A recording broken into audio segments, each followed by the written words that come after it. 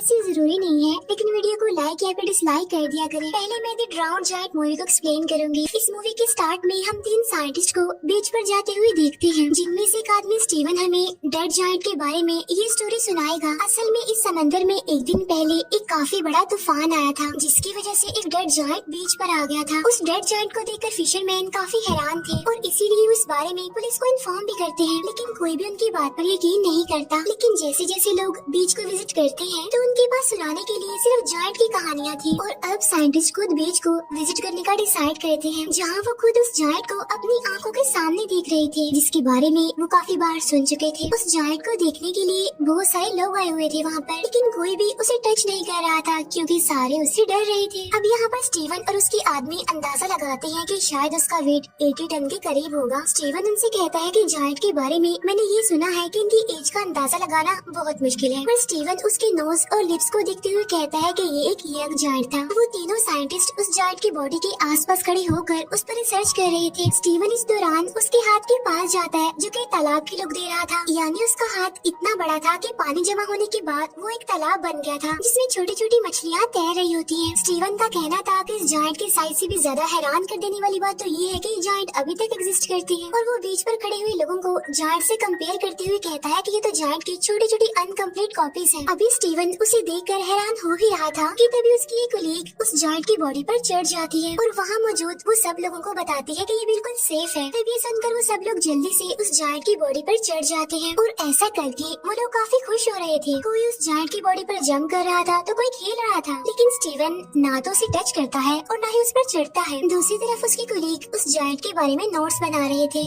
और जैसे जैसे टाइम गुजरता जा रहा था, वहाँ उस जायंट से खेलने के लिए लोग कम होते जा रहे थे क्योंकि सब लोग अपने अपने घर जा रहे थे। फिर 3 दिन के बाद स्टीवन दोबारा यहाँ पर आता है क्योंकि उसका उस जायंट में इंटरेस्ट बढ़ गया था और उसका दावा था कि उसे इस जायंट पर नजर रखते हुए कोई भी परेशानी नहीं हो रही है, क्योंकि वो जायंट उसके आसपास के लोगों की निस्बत ज्यादा जिंदा था। फिर वो दिखता है कि वहाँ पर कुछ बच्चे जायंट के ऊपर स्लाइड खेल रहे हैं और कुछ आदमी तो उस जायंट को काटने की तैयारी कर रहे थे। तो आज वो जायंट के पास देर तक रुकने का इरादा करता है ताकि जायंट के पास कोई भी ना हो। लेकिन जैसे ही वो जायंट के पास आता है तो वो देखता है कि जायंट डिके होना स्टार्ट हो गया है और उसका हर एक बॉडी पार्ट काफी अजीब दिख रहा है। अब यहाँ वो जायंट के कान पर एक लड़की को देखता है जो उस जायंट के कान को एज अ चेयर यूज कर रही थी। स्टीवन नोटिस करता है कि जायंट के फेस से उसकी यूथफुल लुक खत्म हो गई है, यानी अब वो जवान नहीं दिख रहा। तब वो अंदाजा लगाता है कि समंदर में बहुत अरसा रहने की वजह से उसकी टिश्यूज खराब हो गई हैं, जिसकी वजह से उसकी बॉडी काफी जल्दी खराब हो गई है। स्टीवन जायंट के फेस पर एक इंसेक्ट देखता है जो कि उसके मुंह में जा रहा था। जब स्टीवन सोच रहा था कि इंसेक्ट के उसकी मंजिल तक पहुंचने से पहले ही ये जायंट डिके हो जाएगा, और अब स्टीवन बहुत ज्यादा हिम्मत करके उस जायंट के ऊपर चढ़ता है। अब जायंट की चेस्ट पर चढ़ने के बाद वो जायंट की बाजू को देख रहा था जो बिल्कुल डिके हो चुका था और कुछ बचा हुआ पार्ट्स इंसेक्ट्स और बाकी बर्ड्स खा रहे थे। यहाँ अब उसकी आंखों के ऊपर अब एक अजीब सा कवर आ गया था जो कि उसकी आईज को भी एक तालाब जैसी लुक दे रहा था। फिर स्टीवन उसकी आंखों में अपना शैडो देखता है और सोचता है कि इस जायंट के डिके होने की तकलीफ उस तकलीफ से कम है जो उसे तन्हाई ने दी है। इसके बाद वो यहाँ से चला जाता है। फिर नेक्स्ट टाइम जब स्टीवन उस जायंट के पास जाता है तो देखता है कि उसकी आर्म्स और लेग्स डिके हो चुके हैं और अब वो उसकी बॉडी को गौर से देख रहा था,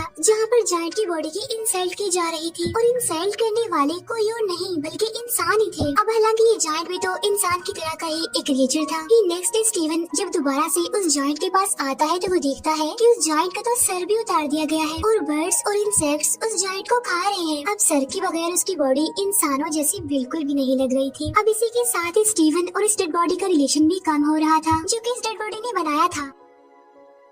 फिर इसके बाद वो काफी दिनों तक बीच पर नहीं आता। फिर काफी हफ्तों बाद जब वो बीच पर आता है तो ये देखकर वो काफी हैरान हो जाता है कि अब उसके पास कोई भी ऐसी चीज बाकी नहीं रही जिसकी वजह से वो इंसान लगे, और वहाँ पर जो बाकी रह गया था वो उस इंसान का डिकेट गर्ट था। और अब उन सब लोगों का उस जायंट पर से इंटरेस्ट खत्म हो गया था। अब इवन काफी महीने गुजर जाते हैं और लोग तो अब जायंट की एंट्री को भी भूल जाते हैं और जायंट की बॉडी के अलग अलग पार्ट्स और बोन्स जगह जगह पर एज अ डेकोरेशन देखने को मिलते हैं। फिर एक दिन साइकिलिंग करते हुए स्टीवन उस जायंट का स्कल एक खाली मैदान में देखता है। उसका ख्याल था कि अगर वो इस सिटी को गौर से देखेगा तो उसकी नोज और एयर्स की बोन्स भी मिल जाएंगी, क्योंकि स्टीवन के मुताबिक जायंट की हड्डियों से बनी ये डेकोरेशन ज्यादा अच्छी है उन यादों से जो स्टीवन के दिमाग में है। अब यहाँ पर उस जायंट के कुछ बॉडी पार्ट्स को सर्कस में भी रखा गया था और अब साइंटिस्ट का कहना था कि जिसने भी उस जायंट को देखा है वो उसे मॉन्स्टर ही समझते थे जो कि मर चुका था, लेकिन वो जायंट उसके लिए आज भी जिंदा था और वो अक्सर अपने ड्रीम में देखता है कि जायंट उसके शहर से गुजर रहा है और अब वो वापिस समंदर में जाने के लिए जगह जगह से अपनी बॉडी के टुकड़े उठा रहा है। अब ये मूवी हमें एक डीप मैसेज देती है कि कैसे एक इंसान इस दुनिया में आता है, कैसे लोगों की जिंदगियों पर असर छोड़ता है, वो लोगों से सीखता है, उन्हें सिखाता है,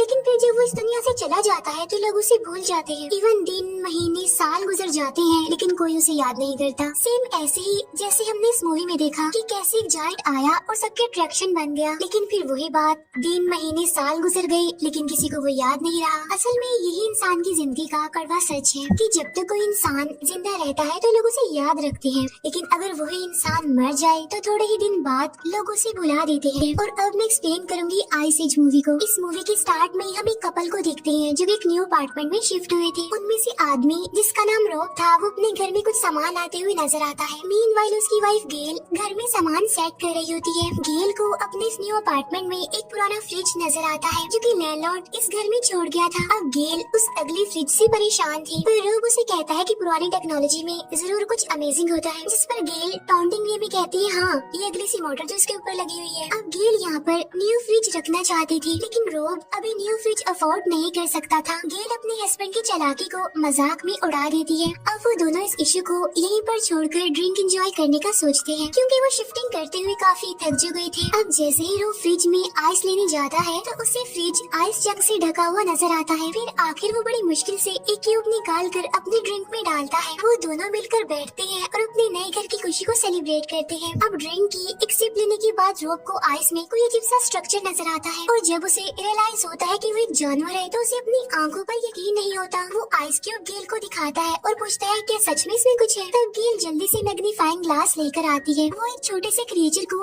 आइस क्यूब में फ्रीज देखते हैं। वो दोनों उस क्रिएचर को देखकर काफी हैरान और कंफ्यूज थी, क्योंकि वो बहुत छोटी थी। वो नोटिस करते हैं कि इस छोटे से क्रिएचर को हंट किया गया है, क्योंकि उन्हें उसकी बॉडी में स्पेयर्स यानी नेज़े नजर आते हैं। तब ये देखकर वो और ज्यादा हैरान परेशान हो जाते हैं और अब गेल जल्दी से जाकर फ्रिज से सारी आइस निकालती है। तो यहाँ पर रिवील होता है कि इस फ्रिज के अंदर एक पूरी मिडिल एज सिविलाइजेशन वर्क कर रही है। फ्रिज के अंदर टाइम बहुत तेजी से गुजर रहा था, यहाँ का एक सेकंड गुजर रहा था तो वहाँ के हफ्तों गुजर रहे थे। अब ये देखकर वो दोनों हस्बैंड वाइफ काफी हैरान थे और वो ये भी सोच रहे थे कि ऐसा पॉसिबल कैसे हो सकता है। अब वो शहर के अंदर जो लोग थे वो भी इन दोनों को बड़े गौर से देख रहे थे। अब क्योंकि वो छोटे से थे इसीलिए वो इन दोनों को जायंट समझ रहे थे, लेकिन फिर भी लोगों को इनके यहाँ पर होने से कोई प्रॉब्लम नहीं थी। फिर कुछ देर बाद रॉब उस छोटे सी क्रिएचर को अपने घर के एक प्लांट में दफन कर देता है। वो छोटा सा क्रिएचर जिन्हें सबसे पहले आइस क्यूब से मिला था। इस बात पर गेल उसका दोबारा मजाक उड़ाती है। इसके बाद जब वो दोबारा फ्रिज खोलते हैं तो देखते हैं कि अब वो शहर मिडिल एज से इंडस्ट्रियल एज में चेंज हो गया है, वो भी सिर्फ इतने से ही टाइम में,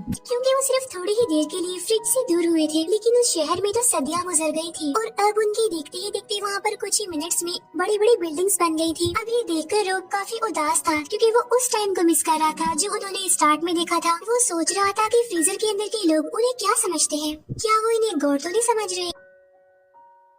लेकिन तभी वो दो कंस्ट्रक्शन वर्कर को फ्रीजर के अंदर ही उन्हीं के बारे में बात करते हुए देखते हैं। वो कह रहे थे कि हम इन दो पागल जायंट्स को हर रोज देखते हैं और हम उस ब्रोकली को भी देखते देखते थक गए हैं जो गेल के दांतों में नजर आ रही थी। और अब उनके देखते हुए ही वो इंडस्ट्रियल कम्युनिटी मॉडर्न कम्युनिटी में चेंज हो जाती है और वहाँ की सारी बिल्डिंग सुपर स्ट्रक्चर में चेंज हो गई थी और साथ साथ उन्हें वो छोटी छोटी चीजें उड़ती हुई नजर आती है, जो रॉब को लग रहा था कि शायद ये प्लेन्स हैं। और टाइम को गुजरते हुए वो लोग काफी गौर से देख रहे थे। रॉब अब इस एज को देखकर सरप्राइज था और सोच रहा था कि अगर ये हमारी दुनिया से रिजेंबल करता है तो इस मॉडर्न एज की बात क्या होगा। और इतनी ही देर में वो वहाँ पर एक लाइटिंग ऑब्जेक्ट को देखते हैं। तब रॉब हैरान होता है कि ये क्या चीज है और वो उसे देखने के लिए करीब जाता है। इसके बाद वो जोरदार झटके से दूर गिरता है। अब गेल उसकी हेल्प के लिए उसके पास जाती है और उसका फेस जला हुआ देखती है, जिससे उनको अंदाजा होता है कि वो एक लॉन्चर था और वहाँ पर वॉर चल रही थी। फिर जब वो कुछ सेकंड्स के बाद वहाँ पर जाते हैं तो वहाँ पर सब कुछ खत्म हो गया था। अब वो इस फ्रीजर को बंद कर देती है, क्योंकि वो वो इस वॉर को बढ़ाना नहीं चाहते थे। इसके बाद वो लोग पिज्जा ऑर्डर करते हैं, अपने खाने को काफी इंजॉय करते हैं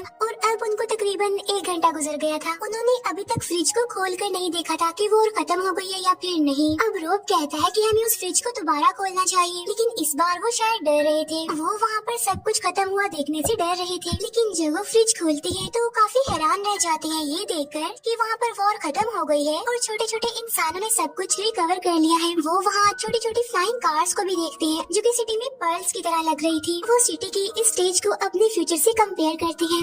ये अब एक फ्यूचरिस्टिक लैंड थी जहाँ आसमान से बातें करती हुई सुपर स्ट्रक्चर बिल्डिंग इस सिटी को काफी अच्छा लुक दे रही थी। इसके बाद वो सिटी एक पिरामिड स्ट्रक्चर में चेंज हो जाता है जिससे बहुत सारी लाइंस कनेक्ट कर रही थी। अब रोब और गेल को लग रहा था कि सब लोग इस पिरामिड में रहते हैं। इसके बाद सिटी का वो पिरामिड स्ट्रक्चर सारी सिटीज को अपने अंदर अब्सॉर्ब करने लगता है और एक बड़ी सी एनर्जी बॉल में चेंज होकर फट जाता है, जिसकी वजह से सिल्वर स्पार्क उनके पूरे किचन में फैल जाते हैं, जिन्हें वो लोग बड़ी गौर से देख रहे थे और उन्हें ये सब एक फैंटेसी वर्ल्ड का पार्ट लग रहा था और वो स्पार्क किसी फायरफ्लाइज जैसे लग रहे थे। इसके बाद वो स्पार्क्स दोबारा जमा होकर फ्रीजर में चले जाते हैं, फिर एकदम से सब कुछ गायब हो जाता है। इसे देखकर वो लोग काफी कंफ्यूज हो जाते हैं। रोब को लग रहा था कि अब वो वापस आने वाले हैं, लेकिन गेल को ये लग रहा था कि सब कुछ खत्म हो गया है और असल में ये सब कुछ दुनिया के खत्म होने को जाहिर कर रहा है। रोब अब फ्रिज का स्विच बंद कर देता है। वो दोनों गले मिलते हैं। उन्होंने कुछ ही घंटों में ह्यूमैनिटी का स्केच देख लिया था जिसमें उन्होंने पास्ट, प्रेजेंट और फ्यूचर को भी ऑब्जर्व कर लिया था। नेक्स्ट मॉर्निंग वो कपल अपनी नॉर्मल लाइफ स्टार्ट करता है, पर अभी भी उनके जहनों में कल के बारे में कुछ सवालात थे और अब वो सस्पेंस में दोबारा से फ्रीजर को देखते हैं जहाँ वो छोटे छोटे इंसान वापस आ गए थे और वो डायनासोर के मीट से अपना पेट भर रहे थे और कुछ तो डायनासोर से बचने के लिए भाग रहे थे। यानी अब ये ह्यूमैनिटी का स्टार्ट दिखाया जा रहा है। अब यहाँ इस कपल को दिखाते हुए ये मूवी भी एंड हो जाती है, जो अब दोबारा नेचुरल हैबिटेट में रहने वाले उन छोटे छोटे ह्यूमंस को देखने में बिजी हो गए थे। असल में ये मूवी हमें इस दुनिया की क्रिएशन, एवोल्यूशन और एंडिंग का कॉन्सेप्ट देती है, जिसमें इंसान की नेचुरल हैबिटेट से मॉडर्न एज तक का सफर बहुत अच्छे से एक्सप्लेन किया गया है। इस स्टोरी में वो फ्रिज जहाँ हमें मैनकाइंड की एज का कॉन्सेप्ट देता है, वहीं वो कपल हम इंसानों के बिहेवियर को शो करता है। यानी जब फ्रिज में वॉर शुरू हुई तो उन लोगों ने फ्रिज को बंद कर दिया और अपने आप में ही बिजी हो गए, और ये चीज इंसान की दुनिया को लेकर केयरलेसनेस को शो करती है। और लास्ट में लाइफ का उस पावर बॉल की शक्ल में डिसअपीयर होना ह्यूमैनिटी की एंडिंग को शो करता है और ये मूवी भी यहीं पर एंड हो जाती है। Thank you for watching.